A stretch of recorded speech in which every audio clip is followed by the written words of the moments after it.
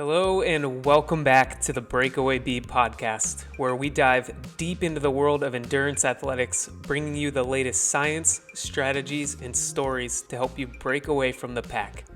I'm your host, Coach Brian, and today we're tackling a topic that affects everyone from the beginner jogger to the seasoned marathon runner: debunking common fitness myths.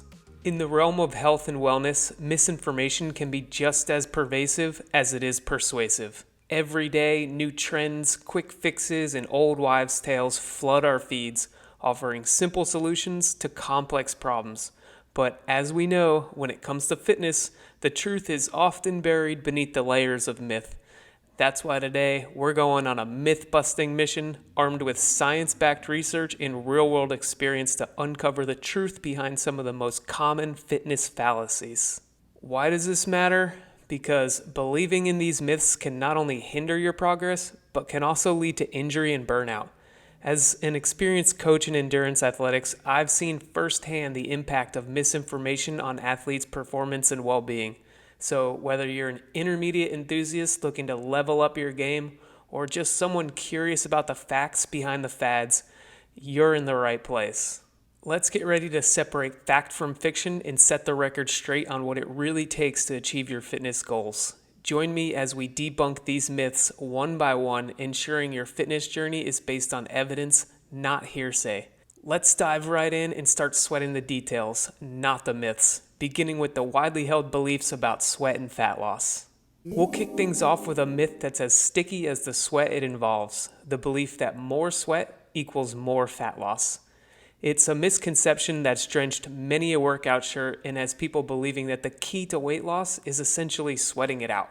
But let's break down the science to see why this isn't the case. Firstly, sweat is not a gauge of fat loss. It's your body's cooling system. When your core temperature rises, your sweat glands kick into gear to produce sweat, which evaporates off your skin to cool you down. The amount of sweat you produce can be influenced by many factors, including the temperature, humidity, your genetic predisposition to sweat, and even your fitness level. Yes, you heard that right. Often, more fit individuals can start sweating sooner and more efficiently because their bodies are better adapted to cooling down quickly.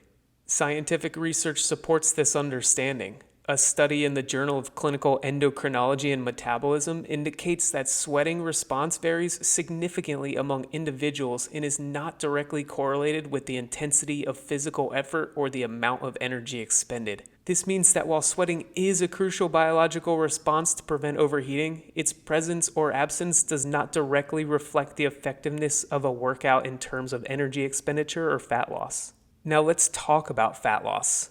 Losing fat is essentially about energy balance. To lose weight, you need to burn more calories than you consume, forcing your body to tap into stored fat for energy. This process is influenced by your metabolism, your diet, and your overall activity level, not directly by how much you sweat during a workout. We've covered this topic in the recent Calories Explained video. I'll drop a link to that video in the description down below. Research published in the American Journal of Medicine outlines that fat oxidation, the process of breaking down fatty acids, occurs during sustained physical activity, independent of the sweating process.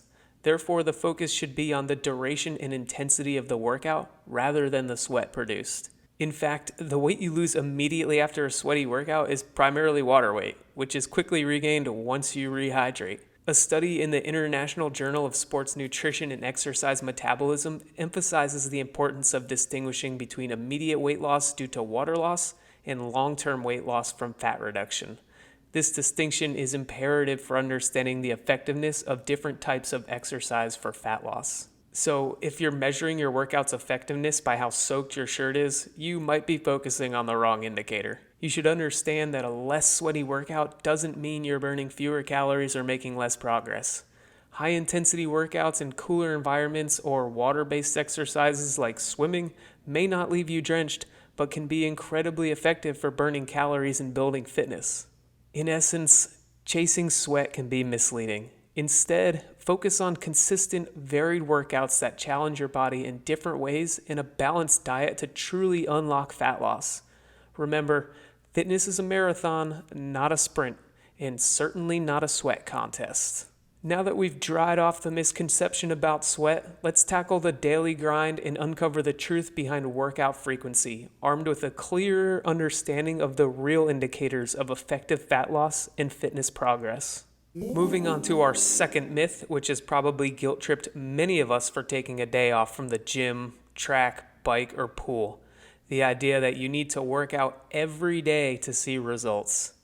This myth is rooted in the notion that more is always better. However, when it comes to optimizing fitness and health, this couldn't be farther from the truth. The reality is, rest and recovery are critical components of an effective fitness regimen. When you exercise, especially during high-intensity or strength training workouts, you create microscopic tears in your muscle fibers. It's during rest periods that your body repairs these tears, leading to muscle growth and strength gains. Without adequate rest, you not only slow down your progress, but also increase your risk of injury, burnout, and overtraining syndrome.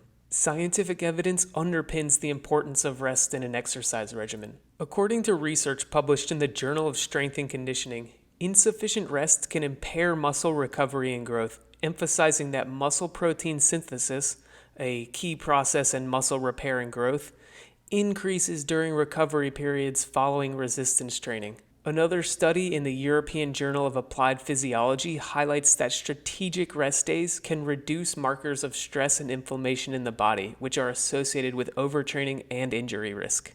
Moreover, the concept of rest doesn't necessarily mean doing nothing at all. Active recovery days, where you engage in lower intensity activities like walking, yoga, or light cycling, can help promote blood flow, reduce muscle soreness, and improve your overall fitness without putting undue stress on your body. Research in the Scandinavian Journal of Medicine and Science in Sports found that active recovery can facilitate the removal of metabolic byproducts, like lactate, more efficiently than complete rest, aiding in the recovery process. Go figure. I have a video about lactate shuttling too.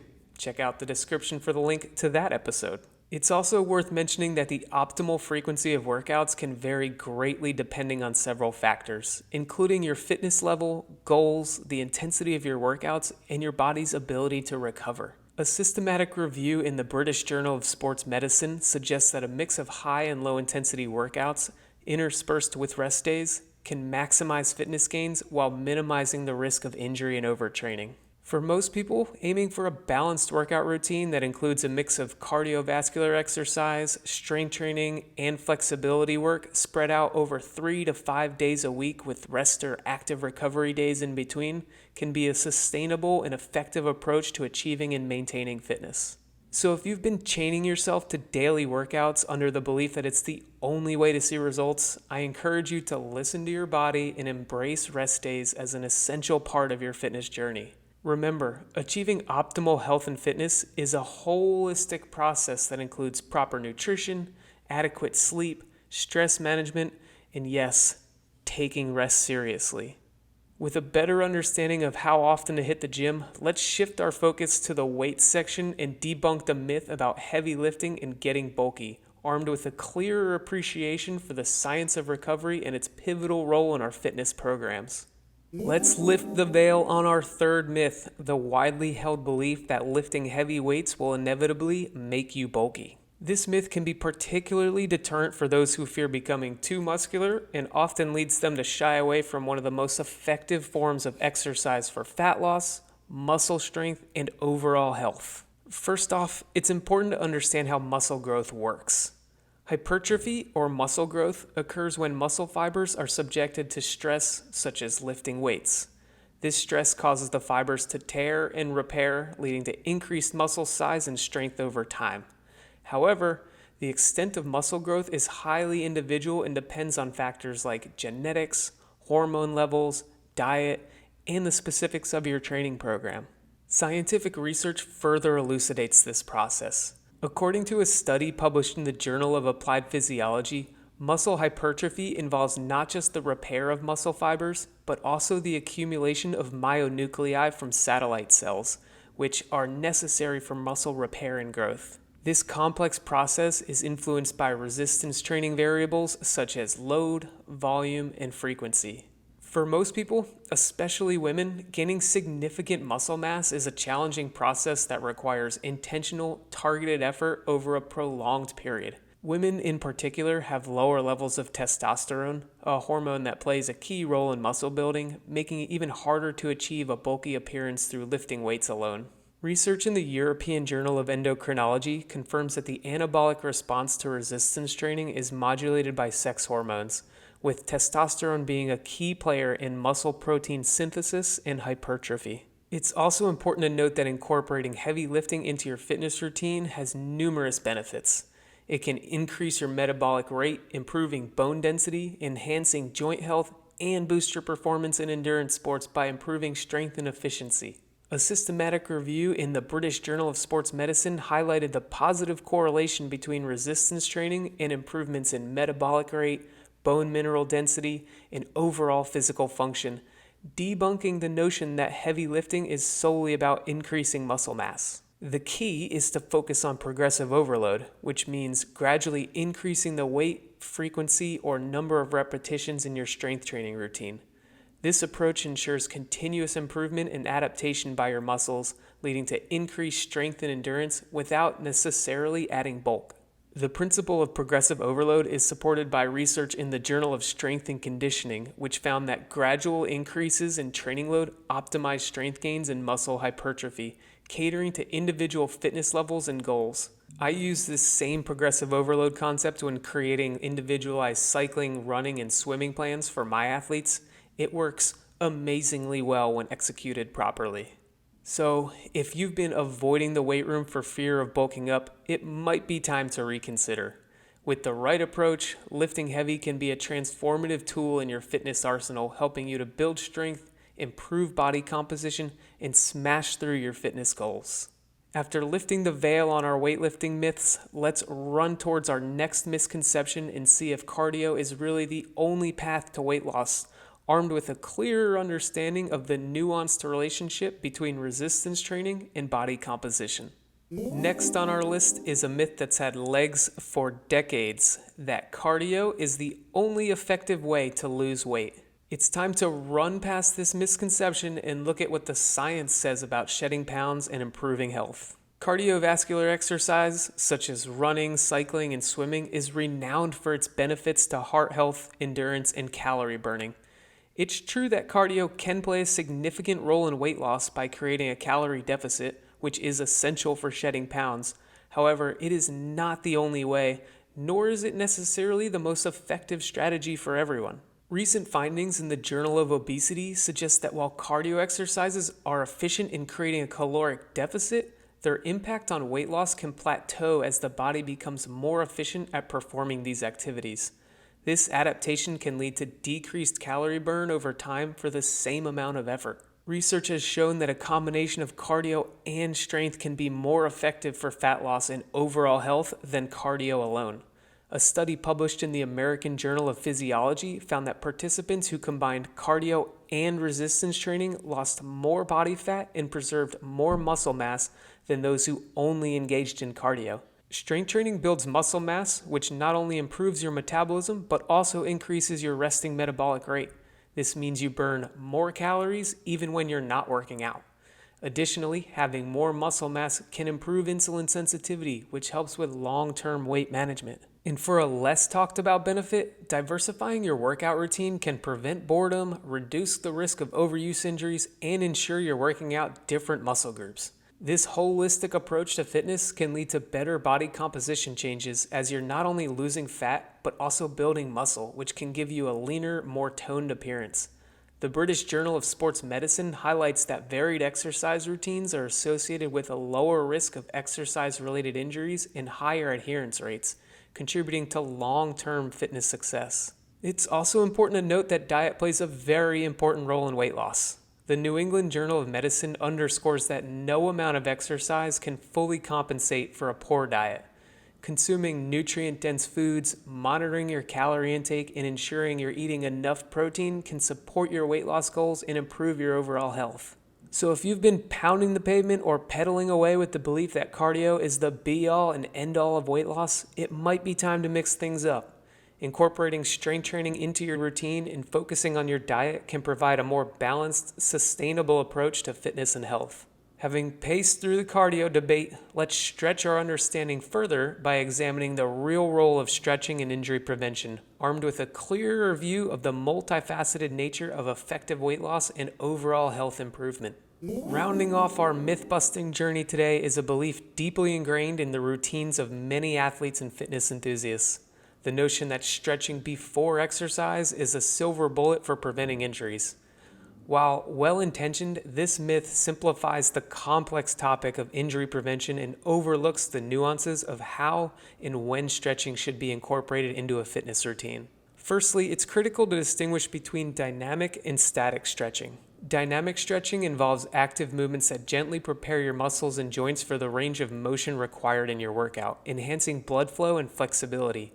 On the other hand, static stretching involves holding a stretch for a prolonged period, which, when done before exercise, can actually lead to decreased muscle strength and performance. A systematic review published in the Scandinavian Journal of Medicine and Science in Sports examined the effects of dynamic versus static stretching on exercise performance and injury prevention. The findings suggest that dynamic stretching as part of a warm-up can improve muscular performance, whereas static stretching, when done before exercise, may impair performance and subsequent physical activity. Recent research suggests that incorporating dynamic stretching into your warm-up routine can be beneficial, helping to prepare your body for physical activity without the negative effects associated with pre-workout static stretching. However, the evidence linking dynamic stretching to a significant reduction in injury risk is still mixed. A meta-analysis in the British Journal of Sports Medicine points out that while dynamic stretching can improve range of motion and performance, its direct impact on reducing sports injuries remains inconclusive. It's becoming increasingly clear that injury prevention is multifaceted, involving factors such as proper training progression, muscle strength, and overall conditioning. Static stretching still has its place though, particularly when it comes to post-workout routines. Engaging in static stretching after exercise can help increase flexibility and may aid in recovery, though it's not a guaranteed way to prevent injuries. Research in the Journal of Athletic Training indicates that post-exercise static stretching can enhance flexibility and reduce muscle soreness, potentially contributing to the recovery process. The key takeaway here is that no single practice, including stretching, can wholly prevent injuries. A comprehensive approach that includes a well-rounded fitness program, proper nutrition, adequate rest, and listening to your body's signals is essential for minimizing injury risk and enhancing overall performance. This holistic perspective is supported by research in the American Journal of Sports Medicine, which emphasizes the importance of a multifactorial approach to injury prevention, including strength training, proprioceptive exercises, and education on injury awareness. So before you stretch your way into your next workout, consider the type of stretching that best suits your activity, and remember, injury prevention is much more than just a pre-exercise routine. It's about building a resilient, well-conditioned body through consistent, balanced training and self-care.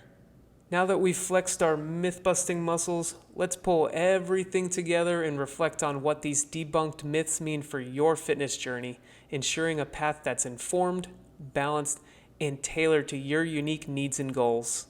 As we wrap up today's episode of the Breakaway Bee podcast, I want to thank you for joining me, Coach Brian, in navigating through the fog of fitness fallacies. Today we've tackled some of the most pervasive myths in the fitness world, from the misconceptions about sweating and weight loss to the myths surrounding daily workouts, lifting heavy, cardio's role in weight loss, and the effectiveness of pre-exercise stretching. Our dive into the science behind these myths reveals a crucial message. Fitness is personal and multifaceted. There's no one-size-fits-all approach, and what works for one person may not work for another.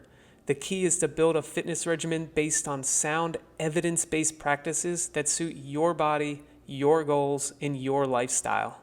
I encourage you to approach your fitness journey with curiosity and a critical mind. Question the trends, look for the science, and most importantly, listen to your body. Fitness is not just about the destination. It's about finding joy in the journey, challenging yourself, and embracing the process of growth and discovery. Now, let's move on to our comments of the week submitted by you. Our first comment this week comes from our Peloton episode where Jason S5411 asks, how much does a Peloton bike cost? It's funny, nearly every comment this week was related to the price in some way, and this comment is straight and to the point, so it's the one I chose to answer. And honestly, I don't blame y'all for asking the money question because it ain't cheap. The Peloton bike can be purchased new for $1,445 with the option to buy a refurbished model at a lower price, or you can even rent the bike. The Peloton All Access membership, which is required to access Peloton's content, costs an additional $44 a month. This membership allows access to Peloton's library of live and on-demand classes spanning various workout types beyond cycling, such as yoga and strength training. The membership also supports multiple users within the same household. But yeah, the upfront and residual costs are pretty steep. Okay, the second of our 3 comments this week comes from our sleep episode where Biscuit Head Official asks, should I take melatonin if I can't sleep? Well, Biscuit Head, if that's even your real name, melatonin supplementation can help reset the body's internal clock, aiding in falling asleep faster and potentially improving sleep quality. But long-term reliance on melatonin may affect the body's natural hormone production. So I'd suggest you consider improving your non-pharmacological sleep hygiene practices instead. Our third and final question this week comes from Pete G722 in our calories episode, where Pete asks, what are your go-to mid-ride snacks? Personally, I break it down into 2 categories. Am I riding inside or riding outside? If I'm riding inside, I have a lot more options because I can set the food out on the table next to me and not have any concern about will this squish in my pocket? For those rides, I often have a gruel fuel, as I call it, which is a bowl of rice, oatmeal, pancake mix, coffee, and vanilla whey protein powder. I measure out the appropriate amount of fuel that day's ride, and then I eat it at regular intervals throughout the indoor ride. If it's an outdoor ride, I often cook and slice a pancake with the same ingredients the night prior, and then try to ensure I'm taking a few bites at regular intervals. I'll often toss a banana into my pocket too. Those are easy carbs. And if I'm in a race or doing threshold or VO2 workouts outside, I'll just have sugar in my bottles. Measured out, of course. So there's the answer to the 3 questions this week. If you would like your question answered on the podcast, you can leave a comment on whichever platform you're listening to this on. If you're on YouTube, please like and subscribe. And if you're on Spotify, please leave a 5-star review. As always, the best thing you can do to help this podcast grow is to share it with a friend. If today's episode resonated with you, or if you've got myths of your own you'd like debunked, I'd love to hear from you. Share this podcast with friends, family, or anyone you think could benefit from a dose of fitness truth. And don't hesitate to reach out with your comments, questions, or suggestions for future episodes. Together we can break away from the myths and move closer to our true fitness potentials. Remember, in the world of health and wellness, knowledge is not just power, it's progress. So let's keep learning, keep challenging ourselves, and keep pushing the boundaries of what we think we know about fitness. Thank you so much for tuning into the Breakaway Beat podcast. And until next time, stay strong, stay informed, and keep breaking away from the pack. This is Coach Brian, signing out.